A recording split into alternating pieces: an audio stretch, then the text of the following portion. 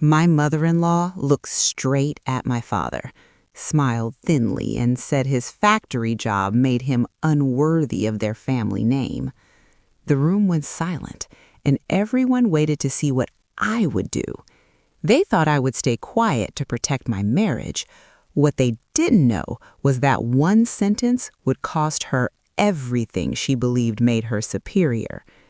Before I begin, if you've ever lived through betrayal like this or watched someone you love be humiliated for their background, please leave a comment, and subscribe to my YouTube.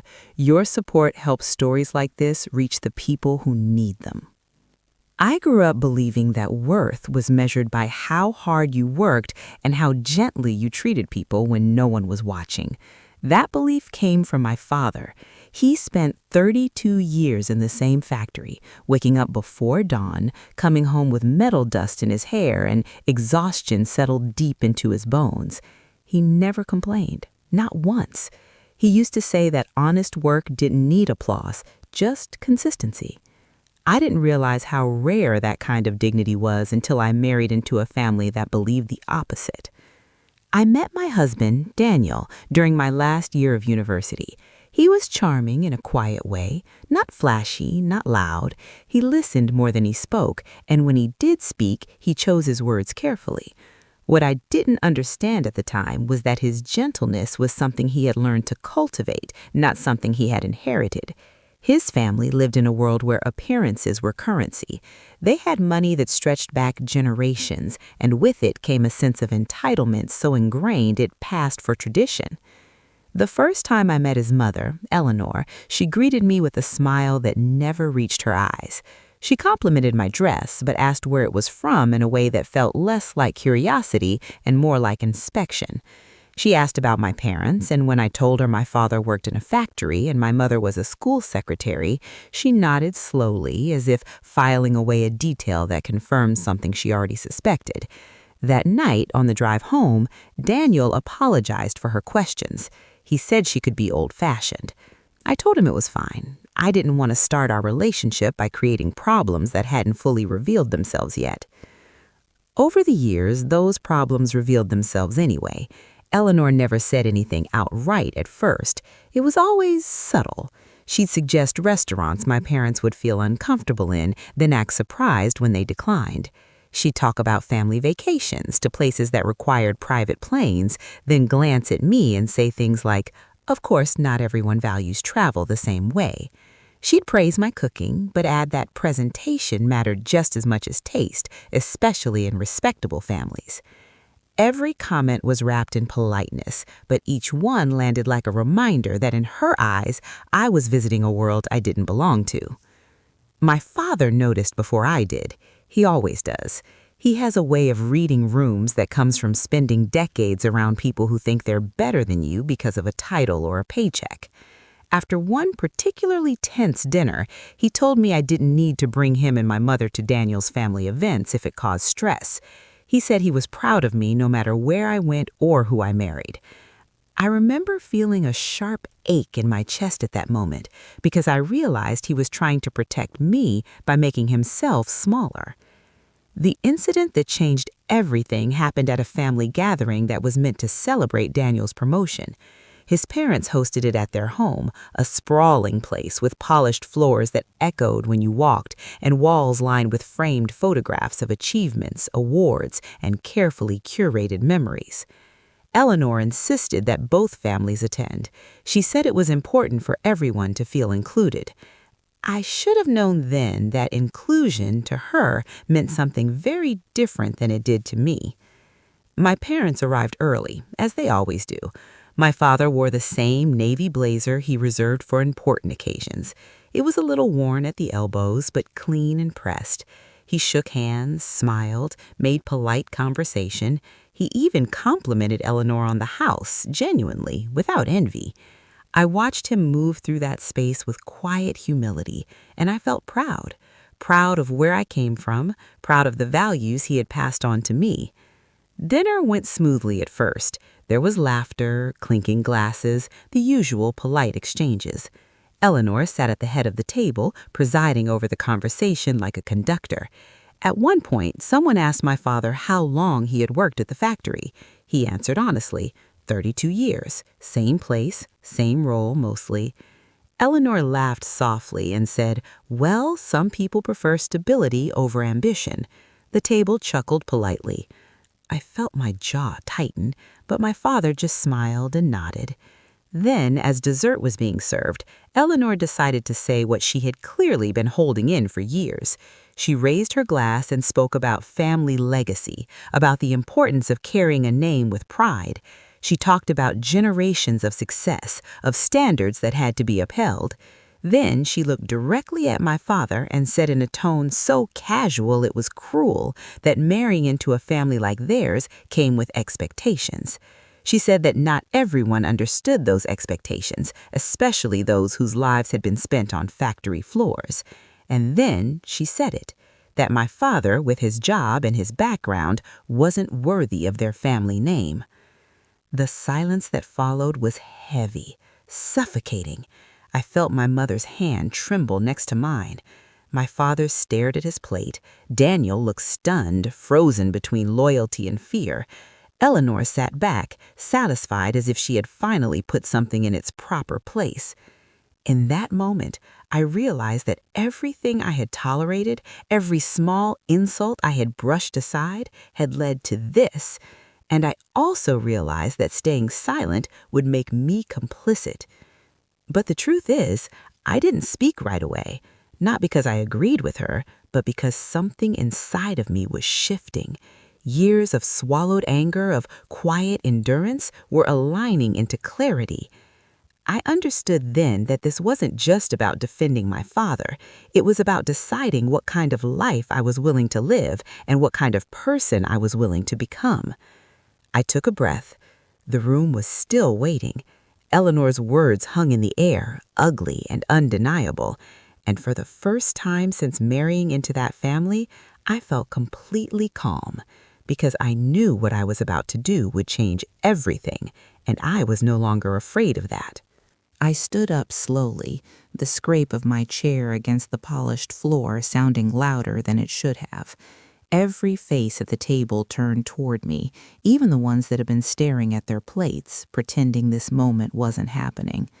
My heart was pounding, but my voice, when I finally spoke, surprised me with how steady it sounded. I said Eleanor's name first because I wanted her attention fully, not as a reprimand, but as an acknowledgement that I was no longer going to talk around her. I told her that if this dinner was meant to celebrate family and achievement, then it had failed the moment she decided to measure worth by occupation instead of character.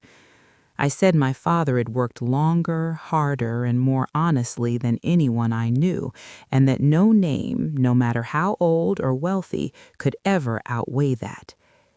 Eleanor smiled, the same thin smile she always used when she believed she was still in control. She said I was being emotional, that I was misunderstanding her point. She said she only meant that families like theirs had standards and that those standards had kept them successful for generations. She said it wasn't personal, it was just the truth. That word truth landed like an insult all over again. I felt something in me harden, not into anger, but into resolve. I told her the truth, as I understood it, was that my father's labor had built things people used every day, while her idea of legacy was built on exclusion and arrogance. I said that if her family name required looking down on others to feel valuable, then it wasn't a name I was proud to carry. The room felt smaller then, like the walls were leaning in, forcing everyone to confront what had been said. Daniel finally stood up beside me. His voice shook as he told his mother she was wrong, that she had crossed a line that couldn't be erased with excuses. My father tried to stand too, but I gently put my hand on his arm and told him to stay seated. He looked at me with confusion, maybe even embarrassment, but there was something else in his eyes. Relief, perhaps, that he didn't have to defend himself, that someone else was willing to do it for him. I turned back to Eleanor and told her that my father had never asked for their approval, and he certainly didn't need it now. I said the only thing he deserved in that moment was an apology.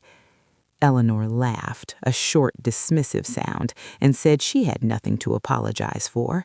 She said people needed to know their place, and that pretending otherwise only led to disappointment. That was when I realized that no amount of reasoning would reach her. Her worldview depended on hierarchy. Without it, she had nothing to stand on. So I stopped trying to convince her, and instead, I made a decision. I told Daniel that we were leaving, not later, not after dessert, not after smoothing things over, now. There was a collective intake of breath around the table. My mother-in-law looked genuinely shocked for the first time. She asked Daniel if he was really going to walk out because of something so trivial. He didn't answer her. He just picked up my coat and handed it to me. That simple gesture felt heavier than any speech he could have given. As we walked toward the door, my father finally spoke. His voice was quiet, but it carried.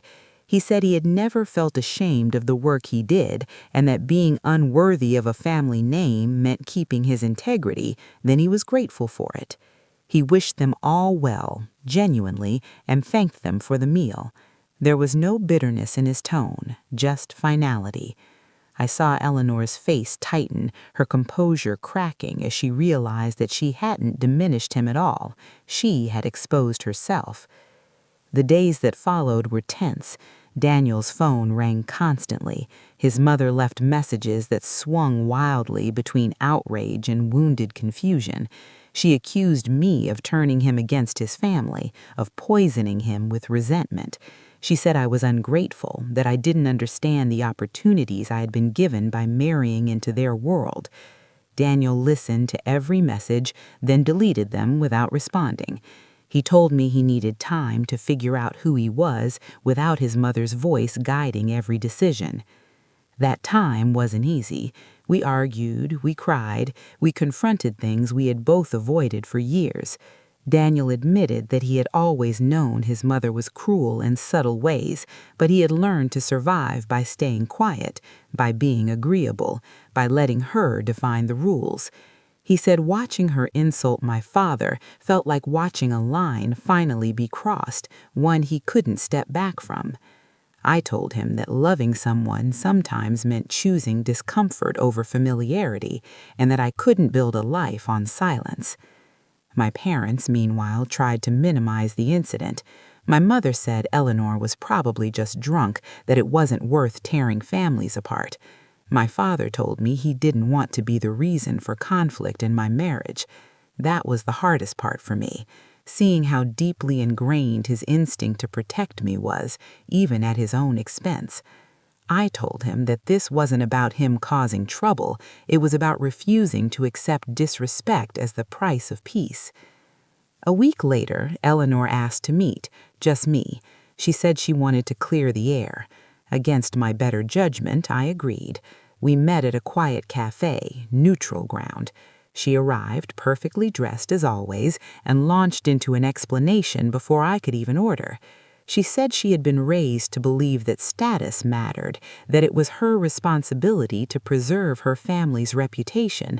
She said she hadn't meant to hurt anyone, only to state facts. I listened, calmly, and then I told her that facts without empathy were just weapons. I told her that she could keep her standards, but she wouldn't be using them to measure me or my family anymore. I said if she wanted a relationship with us, it would be on the condition of mutual respect. No comments disguised as jokes, no comparisons, no hierarchy. She stared at me, stunned, as if no one had ever set boundaries with her. She asked what would happen if she couldn't agree to that. I told her, quietly, that then she wouldn't be part of our lives. That was the moment the power shifted. Not because I raised my voice, not because I threatened her, but because I made it clear that her approval was no longer something I sought. She left without answering, and I knew then that whatever came next would be shaped by that choice. The weeks after that meeting felt strangely quiet, like the calm after a storm when you're not sure if it's truly over or just gathering itself again. Eleanor didn't call. She didn't send messages through Daniel. There were no passive-aggressive notes, no sudden invitations meant to test our boundaries. At first, the silence was unsettling. I kept waiting for the other shoe to drop, for her to reassert herself in some dramatic way. But as the days passed, that silence began to feel like space. Space to breathe, space to think, space to see our lives without her constant shadow looming over every decision. Daniel changed during that time. It wasn't dramatic or immediate, but it was real. He slept better, he laughed more easily, he stopped second-guessing himself over things as small as what to wear or how to phrase an email. One night, as we sat on the couch eating leftovers and watching a show we both half ignored, he told me he felt like he was finally hearing his own thoughts. He said he didn't realize how loud his mother's voice had been in his head until it was gone. That admission broke my heart and healed it at the same time. We spent more time with my parents, simple dinners, board games, quiet conversations. My father never brought up the incident unless asked. When Daniel finally apologized to him for not speaking up sooner, my father waved it off and said that courage often arrived late, but it was still worth welcoming when it showed up. That sentence stayed with me. It felt like forgiveness without conditions, offered freely, not as a favor, but as a reflection of who my father was. One evening, as my father and Daniel were fixing a loose cabinet door together, I watched them from the kitchen. They worked side by side, passing tools back and forth, talking about nothing in particular. There was no hierarchy there, no competition, just two men solving a problem together. I realized then that this was the kind of legacy I wanted to be part of, not one built on names and appearances, but one built on cooperation, respect, and quiet competence. About a month after the dinner, Daniel received an email from his father, not Eleanor. His father, who had always existed in the background, silent and unobtrusive, letting his wife speak for the family. The email was brief. He said he had been thinking a lot about what happened. He apologized for not intervening. He said he admired the way my father had handled himself and the way we had stood our ground. He asked if we would be willing to come over and talk. No demands, no expectations, just an invitation. We discussed it for hours. I told Daniel I would support whatever decision he made, but that I wouldn't go if Eleanor was going to use the meeting to assert control or rewrite history. Daniel agreed. He replied, carefully, setting boundaries in writing. He said we would come if the conversation was about accountability and respect, not justification. His father wrote back almost immediately, agreeing. When we arrived at their house, it felt different, smaller somehow, less imposing. Eleanor was there, of course, sitting rigidly on the sofa. She stood when we entered, her posture stiff. There were no hugs, no pleasantries. We sat across from them, and for a moment no one spoke. Then Daniel's father cleared his throat and said he wanted to start by apologizing to my parents, who were not there but whose absence was felt. He said he should have spoken up at the dinner and that his silence had made him complicit. Eleanor interrupted, saying she had already explained herself, that she had only been misunderstood. Daniel's father held up a hand. It was a small gesture, but it was the first time I'd ever seen him stop her. He told her that intent didn't erase impact, and what she had said was cruel. Eleanor looked at him as if he had betrayed her. I realized then that she wasn't just losing control over us, she was losing control over the narrative she had always relied on. She turned to me and said she had been raised differently, that she didn't know any other way. I told her that understanding where harm came from didn't make it acceptable. I said I wasn't asking her to change her past, only her behavior going forward. There was a long pause. Then quietly, she said she was sorry. Not dramatically, not warmly, just 2 words offered stiffly, like a concession rather than a gift. It wasn't everything I had hoped for, but it was something. I asked her to apologize to my father directly. She hesitated, then nodded. She said she would. I believed her, not because she suddenly became a different person, but because she finally understood that access to us was no longer guaranteed, that access had to be earned through respect. That was a lesson she had never been forced to learn before. After that meeting, things didn't magically become perfect. Eleanor still struggled, she still slipped sometimes, still made comments that revealed her old thinking. But now, when she did, Daniel addressed it immediately, calmly, firmly, no excuses, no nervous laughter.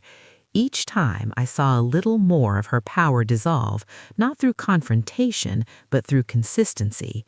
The real turning point came a few months later when Daniel invited my parents to a work event of his.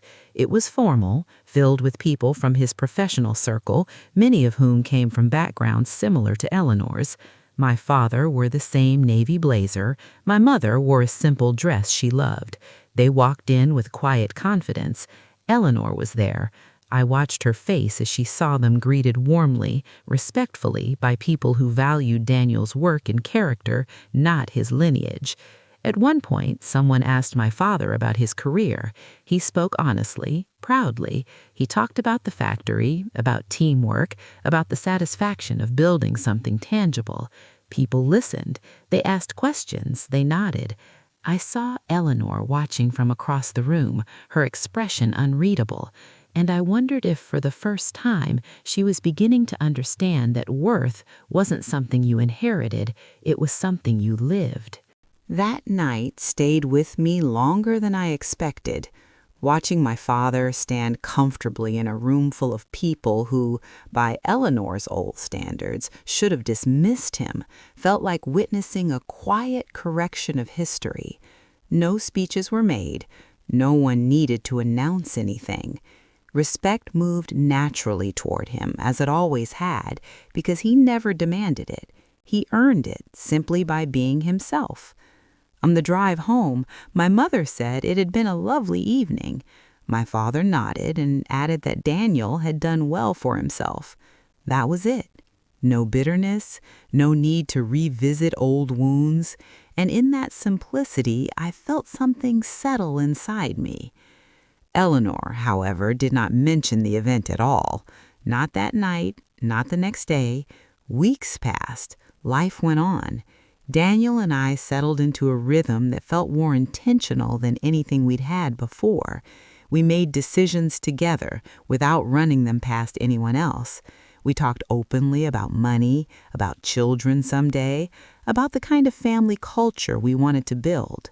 One grounded in honesty, not appearances. When disagreements came up, we faced them directly instead of smoothing them over for the sake of peace. It felt like we were finally building something that belonged to us. Then Eleanor invited us to dinner again. Just the two of us. No extended family, no audience. Daniel hesitated, looking at me carefully before responding. I told him we could go as long as we stayed alert. Boundaries didn't disappear just because time had passed. They needed maintenance. He agreed. We went. The dinner was quieter than any I'd ever had in that house. Eleanor cooked herself, which surprised me. She asked about my work and actually listened to the answer. She asked Daniel about his projects without offering advice or criticism. Halfway through the meal, she put her fork down and said she had been thinking a lot about family names. She said she had always believed they were something you protected by keeping others out. But lately, she had been wondering if maybe they were something you honored by the way you treated people. I didn't respond right away. I wanted to be sure this wasn't another performance. She continued, saying she had spoken to my father on the phone earlier that week. She said she had apologized to him directly. She admitted it hadn't been easy. She said he had been gracious, more gracious than she deserved. Hearing that made my throat tighten. I hadn't known about that call. My father hadn't told me. Of course he hadn't. He never used kindness as leverage. Eleanor said she still didn't fully understand my world or my parents' experiences. She said she might never, but she said she was trying to unlearn the idea that difference meant deficiency. I appreciated the honesty. It wasn't a grand transformation. It was an admission of limitation, and that felt more real than any dramatic apology ever could. Over time, her behavior reflected that effort in small ways. she asked before offering opinions. She caught herself mid-sentence and corrected her tone. She stopped making comparisons. When she slipped, and she did, she acknowledged it without defensiveness. It wasn't perfect, but it was progress. And I learned something important during that period. Accountability doesn't always look like guilt. Sometimes it looks like sustained effort. The true test came the following year, when Daniel and I decided to host a gathering ourselves. We invited both families, friends from different parts of our lives, people from various backgrounds. It was casual, no assigned seating, no dress code beyond comfort. My parents arrived with a homemade dish. Eleanor arrived with wine. She greeted my mother warmly. She hugged my father, not stiffly, not performatively, just a hug. I watched it happen, holding my breath without realizing it. When I finally exhaled, it felt like letting go of something I'd been carrying for so long. Later that evening, as people mingled, I overheard Eleanor talking to someone about my father. She said he had worked in the same factory for decades, that he was one of the most reliable people she knew. There was no condescension in her voice, no qualifiers, just respect. I didn't interrupt. I didn't announce myself. I let the moment exist on its own, because some victories are quieter than others, and those are often the ones that last. After everyone left, Daniel and I sat on the floor amid empty plates and soft laughter fading into memory. He told me he was proud of me, not for standing up to his mother, but for standing firm without becoming cruel. He said watching me choose dignity over drama had taught him more than anything else. I told him I learned that from my father, from watching someone who never confused humility with weakness. A few days later, my father came over to help Daniel with a small home project. As they worked, Eleanor stopped by unexpectedly. She had brought cookies. She handed them to my father first. She asked how he'd been feeling lately. They talked about the weather, about a new machine at the factory, about nothing important and everything that mattered. I stayed in the kitchen, not intruding, just absorbing the sound of a boundary healed. That's when I understood the full shape of what had happened. Eleanor hadn't lost everything she believed made her superior in one dramatic fall. She had lost it slowly, through repeated encounters with truth she couldn't dismiss. And my father hadn't gained anything new. He had simply been seen, truly seen. The dignity he had always carried finally reflected back at him, not because he demanded it, but because he deserved it. Looking back, I realized the insult that once felt so devastating was also a turning point. It forced me to choose what kind of loyalty mattered more, to wealth, status, and silence, or to integrity, love, and courage. I chose my father. I chose myself, and in doing so, I learned that worth is not something anyone else gets to assign. It's something you recognize, protect, and live by every single day. As time moved forward, the sharp edges of that night began to soften, but the lesson it carved into my life remained clear and permanent. I started noticing how often people accept quiet disrespect in exchange for comfort, how frequently we're taught that keeping the peace is more important than keeping our self-respect. Before everything happened, I might have done the same. I might have smiled through clenched teeth, convinced myself it wasn't worth the trouble. But once you see the cost of silence laid bare on the face of someone you love, you can't unsee it. Daniel and I began to talk more openly about our future in ways we hadn't before, not just about where we'd live or how we'd manage finances, but about values, about what we would teach our children if we had them, about what kind of family culture we wanted to create. We agreed that humility would be non-negotiable, that kindness wouldn't be treated as weakness, that no one would ever be made to feel small for the work they did or the background they came from. Those conversations felt grounding, like we were finally building a foundation that could hold weight. Eleanor, to her credit, continued to show up differently. She asked questions instead of making assumptions. She listened more than she spoke. Sometimes she still struggled, especially in social settings where old habits resurfaced, but she was quicker to catch herself. Once, at a luncheon with some of her longtime friends, one of them made a disparaging comment about service workers. Eleanor surprised me by gently pushing back, saying that hard work looked different in different lives and that character mattered more than titles. I watched the exchange quietly, realizing how far she had come, even if she would never fully become someone else. My father noticed the change too, though he never commented on it directly. He treated Eleanor the same way he treated everyone, with basic courtesy and openness. He didn't hold grudges, he didn't keep score. When I asked him once if it bothered him to spend time around her after everything she had said, he shrugged and told me that carrying resentment would only weigh him down. He said forgiveness didn't mean forgetting, it meant choosing not to let the past define the present. That was the kind of wisdom that only comes from a life spent working, loving, and enduring without bitterness.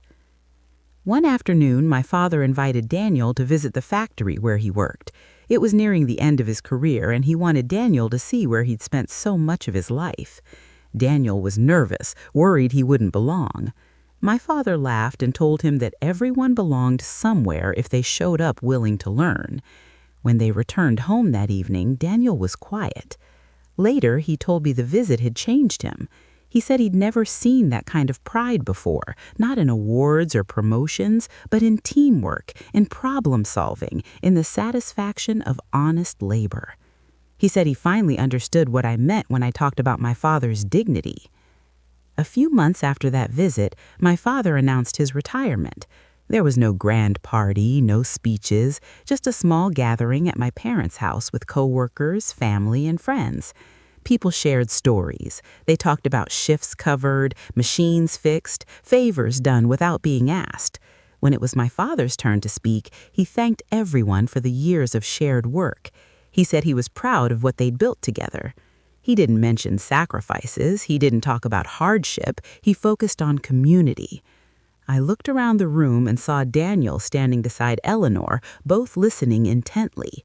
For the first time, they were on equal footing in that space, not because of money or status, but because of respect. After the gathering, Eleanor approached my father and thanked him for inviting her. She said she had learned more that evening than she had expected. My father smiled and told her she was welcome any time. There was no triumph in his voice, just openness.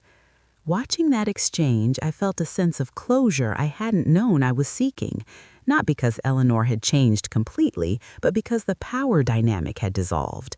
There was no one above or below, just people, meeting where they were. Daniel and I talked about moving closer to my parents, and eventually we did. The change felt right. We built a life that reflected our shared values. When challenges came, and they always do, we faced them together, grounded in the knowledge that our worth wasn't dependent on anyone else's approval.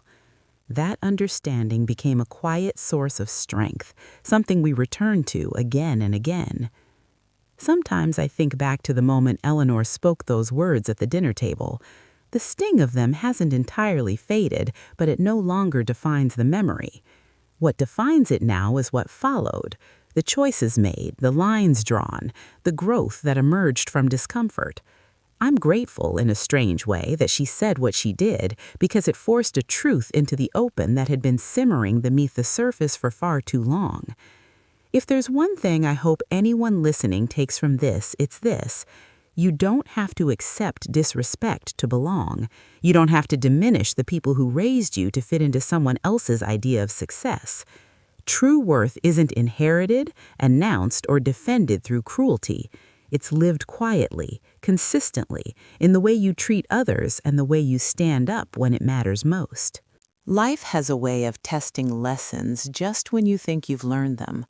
Not long after my father's retirement, Daniel faced a crossroads in his career.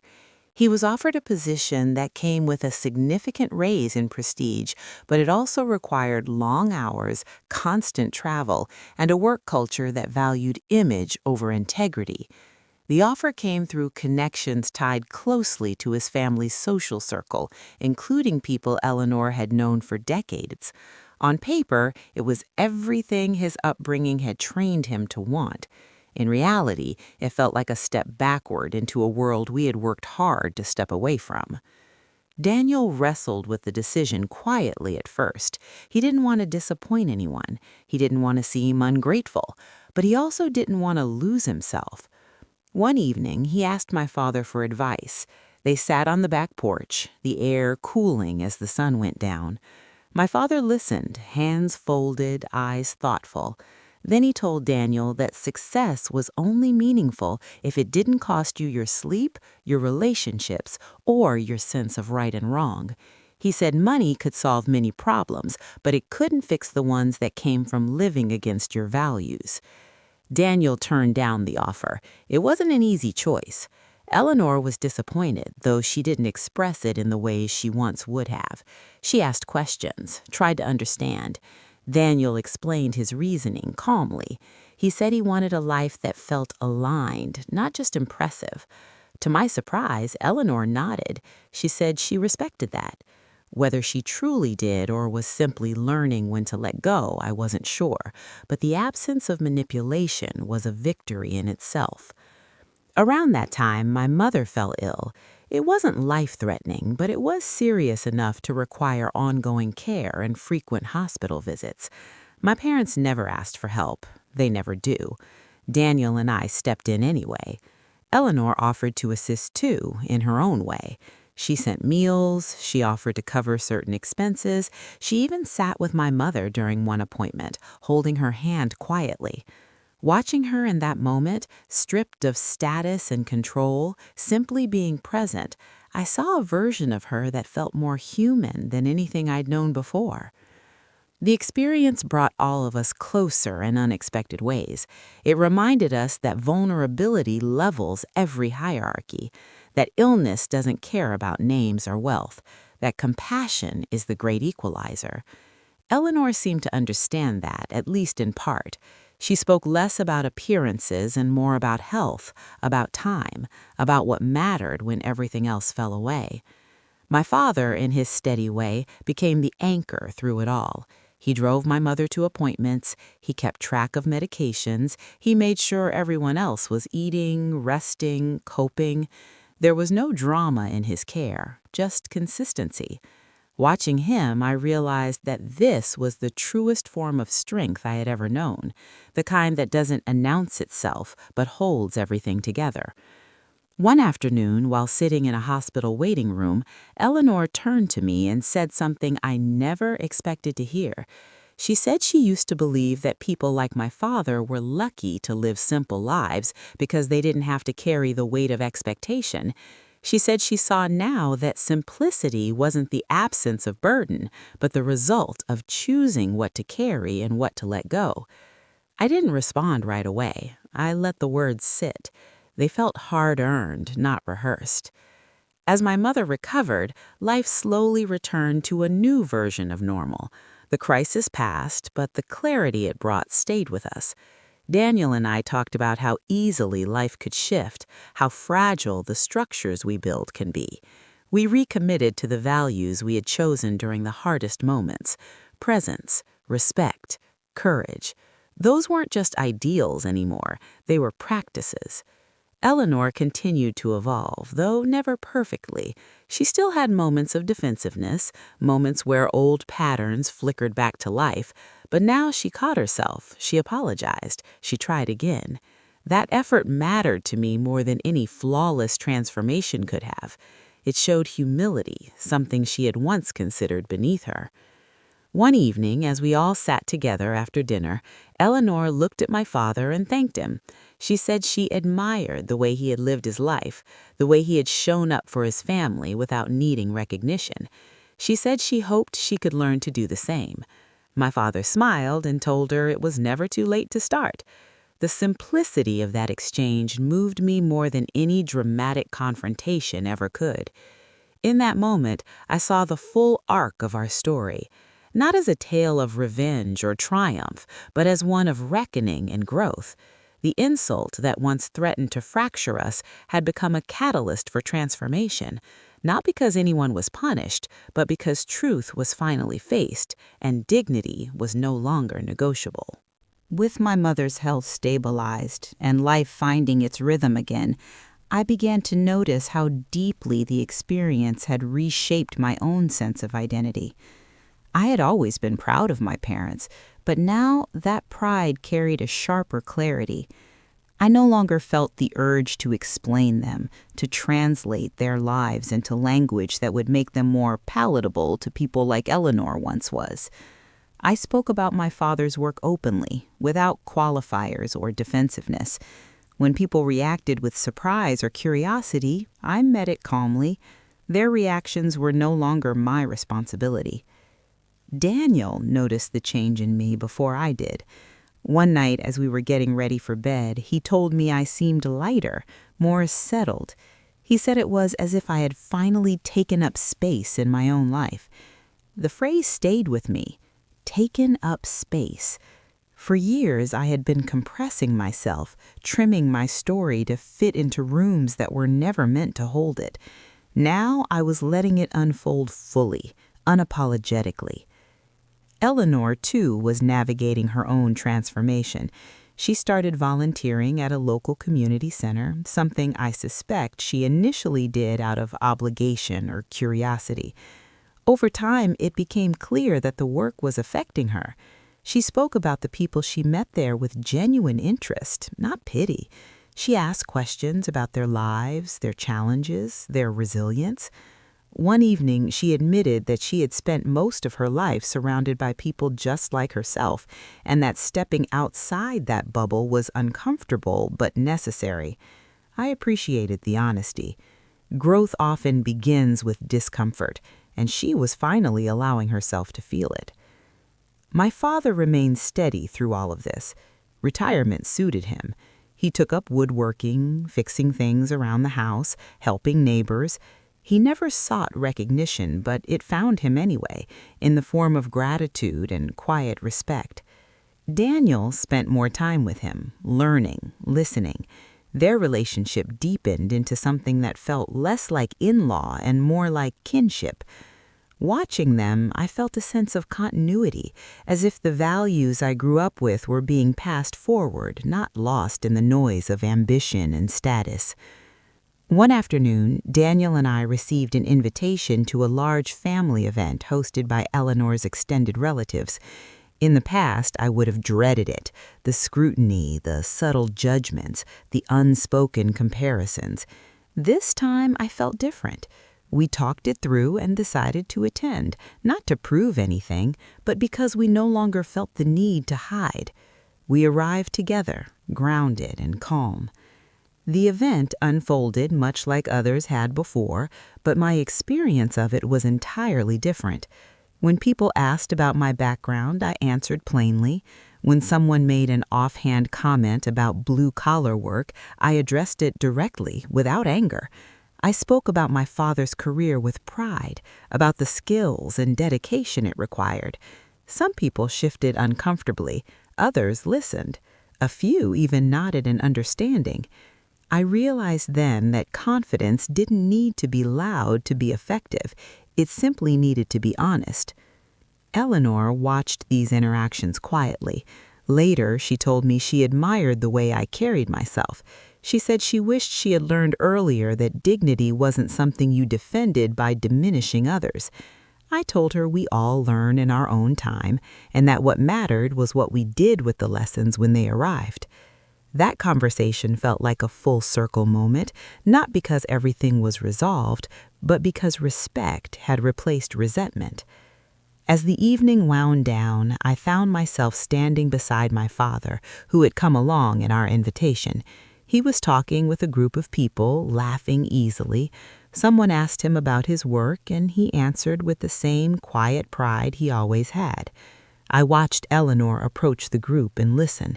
When my father finished speaking, she added that his experience was invaluable, that people often underestimated the expertise required for jobs like his. Hearing her say that in that setting felt like witnessing a quiet rewriting of history.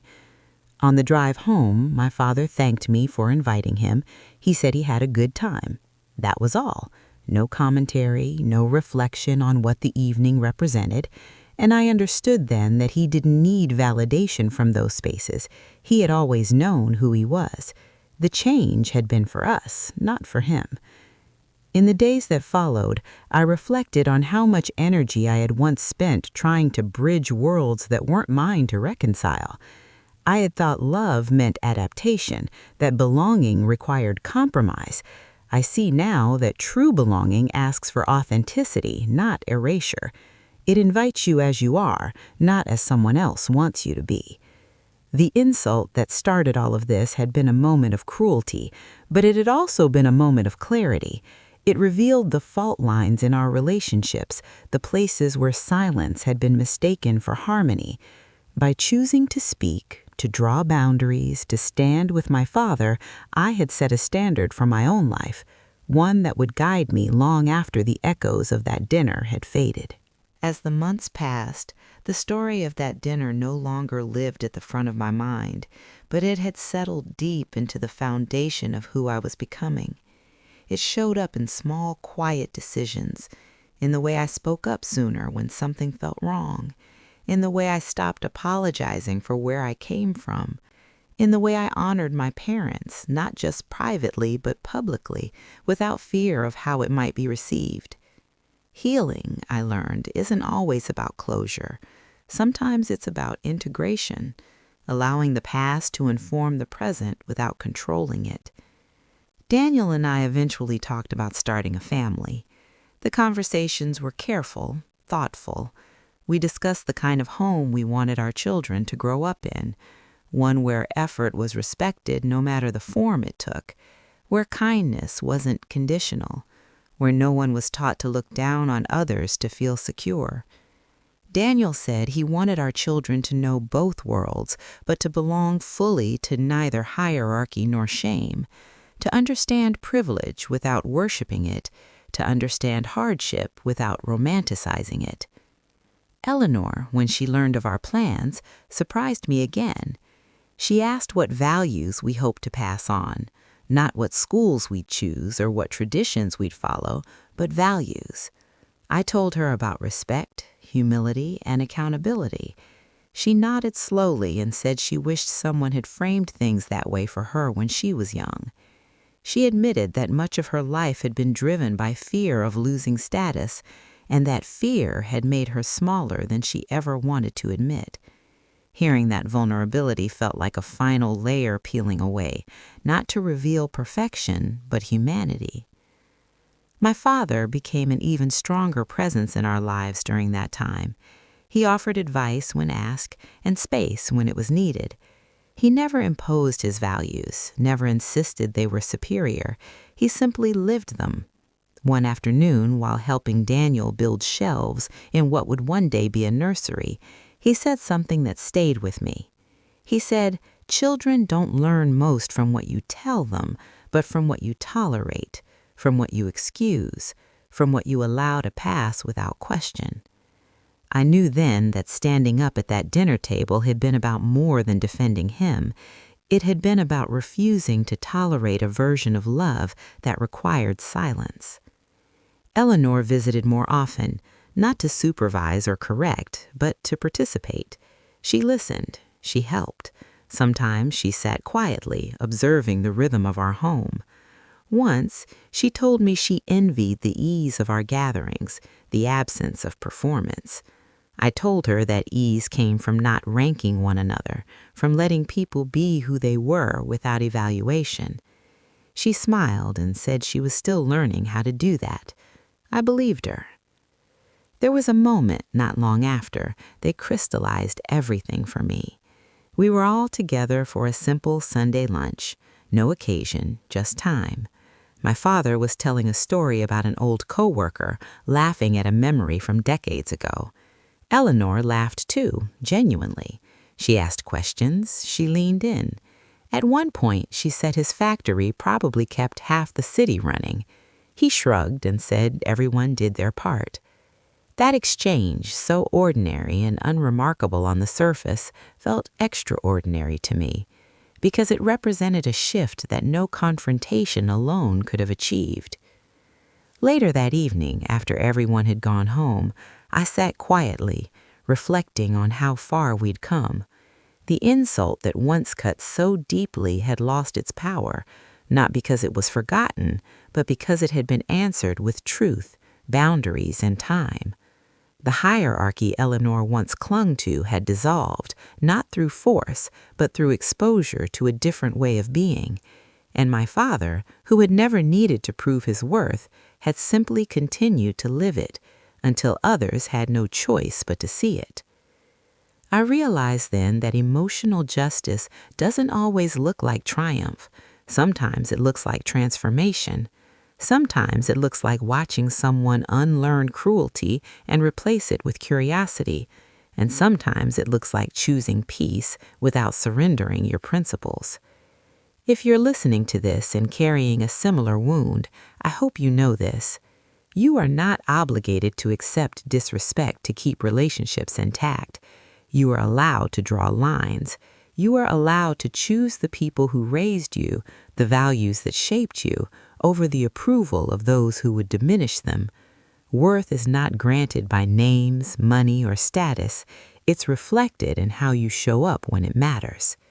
As for me, I no longer measure moments by how much tension they hold, but by how much truth they allow. And in that measure, my father has always been rich beyond anything Eleanor once imagined. As I reached the end of this story, I realized it was never really about my mother-in-law, or even about that one cruel sentence spoken at a polished dinner table. It was about identity, about inheritance, about deciding which values are worth carrying forward and which ones deserve to end with us. The night Eleanor questioned my father's worth, she unknowingly gave me a choice: stay quiet and inherit her version of success, or speak up and protect the truth of who I came from. That choice changed the trajectory of my life. Daniel and I did start a family, and when our child was born, my father was the first person we called after the doctors. He stood in that hospital room with tears in his eyes, holding new life with the same steady hands that had carried me through my childhood. Eleanor stood nearby, watching, quieter than she once would have been. Later, she told me that seeing my father with his grandchild made her rethink everything she thought she knew about legacy. She said she had spent years worrying about what her name would leave behind, but in that moment, she realized that legacy wasn't a thing you guarded. It was a way you showed up. As our child grew, my father became a constant presence, teaching small lessons through action rather than instruction, showing patience, fixing things, listening carefully. Eleanor learned to follow his lead in that space. She read stories, she asked questions, she showed up on time. Slowly, she became less concerned with how things looked and more focused on how they felt. I don't think she ever would have admitted how much she learned from him, but I saw it in the way she watched him, in the way she softened. One afternoon, years after that dinner, we all attended a school event together. Parents from all walks of life filled the room, some dressed in suits, others in uniforms, others in worn jeans and work boots. My father sat beside Eleanor, cheering just as loudly for our child as everyone else. No one knew their history. No one needed to. In that moment, they were just two grandparents, proud and present. And I thought about how far we traveled from that single sentence meant to diminish him. After the event, Eleanor turned to me and said she was grateful I hadn't let her words pass unchallenged all those years ago. She said she would have gone on believing things that kept her distant from people she could have known better. She said discomfort had been the doorway to her growth and that I had pushed it open when she never would have herself. I thanked her for saying that, not because I needed validation, but because acknowledgement matters. It closes loops. It allows wounds to heal fully. My father never mentioned that conversation. He never asked for apologies or recognition. He didn't need them. His life spoke for him. But I carried that moment with me as a quiet confirmation that standing up for someone you love can ripple outward in ways you may never see immediately. Looking back, I see now that the most powerful thing I did wasn't confronting Eleanor or setting boundaries or even choosing my father publicly. It was refusing to internalize her definition of worth. I didn't let her words shrink my story. I didn't let her hierarchy replace my values. I trusted what I knew to be true, even when it was uncomfortable. If you're listening and you've ever been made to feel small because of where you come from, who raised you, or the work they did to give you a life, I want you to hear this clearly. Your roots are not something to be ashamed of. They are the reason you stand at all. The people who worked quietly, without praise, who showed up day after day, built more than paychecks or resumes. They built character. And that kind of inheritance is priceless. Today, when I think about family names, I think less about what's printed on documents and more about what's written in actions. I think about my father's hands, about my mother's resilience, about the courage it takes to speak when silence would be easier, about the humility it takes to listen when you've been wronged. That is the legacy I am proud to pass on. And as for Eleanor, she learned what worth really means, not through loss or punishment, but through proximity to truth, through watching a factory worker live a life so full of dignity that it quietly dismantled everything she once believed made her superior. In the end, she didn't lose her family name. She finally learned how to honor it. If this story resonates with you, know that you're not alone. And remember, real worth doesn't need defending. It reveals itself patiently in the way you live and love every single day.